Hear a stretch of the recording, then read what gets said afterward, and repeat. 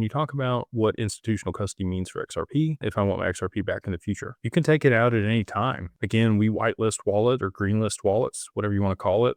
And you just tell us, hey, I want my XRP out. And we say, okay. And we sign it and send it back to you. The SLA at Anchorage is 24 hours. So, it can take up to that amount of time. I really liked when we worked with standard custody. The longest it ever took when we were at standard custody was about, 3 hours one time. Anchorage is normally pretty quick.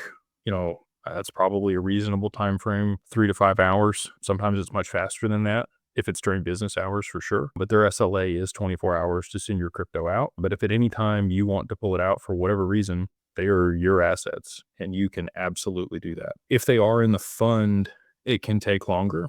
In the documents that you sign, there's, a 60-day hold period effectively when you first put them in there. Most funds or hedge funds, if you're participating, it's a 12-month lockup. Like you can't withdraw funds for 12 months.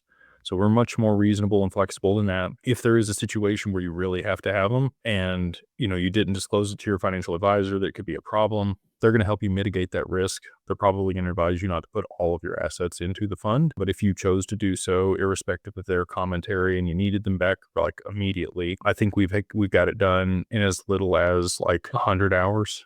A little bit less than 100 hours to be able to unwind it out of the fund and get them back to you. So I know it's not DeFi. Okay. I know it's not real-time instant settlement, swapping back and forth. There are other counterparties that are involved, but this is also a good thing. And it also mitigates some risk for you. If there is a deep fake or a situation where, somebody's asking for stuff and it does take longer to get the assets out of there, it's probably a good thing, right?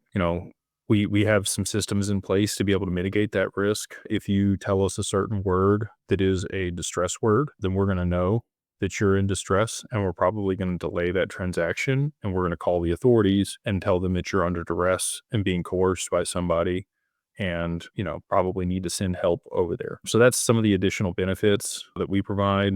I know it's not like as fast as a Zaman wallet, but that's also some of the additional benefit that we provide because it's not as fast and there is a little bit of friction there. I think you would probably want it that way. So anyway, it's a give and take. It's the best solution that's out there, in my opinion, as things sit today, but we will, continue to iterate upon that. And as we add additional friction to make sure that there's verifications for people, we can probably, increase that time. And we're going to continue to work on Anchorage because they are, at the end of the day, the institutional custodian, and it is their SLA that we operate under.